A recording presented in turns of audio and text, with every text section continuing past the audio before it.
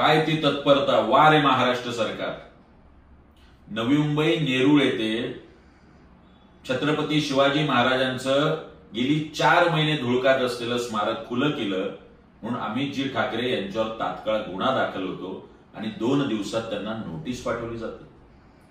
मात्र दादर येथे हायकोर्टाची बंदी हुकूम मोडून जैन समाजाने कबूतरखाना खुला केला.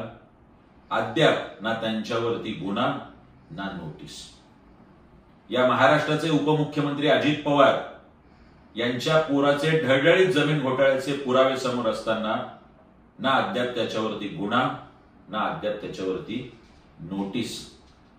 संजय शिरसाट सिडको 4000 कोटीच्या भ्रष्टाचाराचे पुरावे बिवलकर कुटुंबाच्या संदर्भातले, ना अद्याप त्यांच्यावर गुन्हा ना अद्याप नोटीस.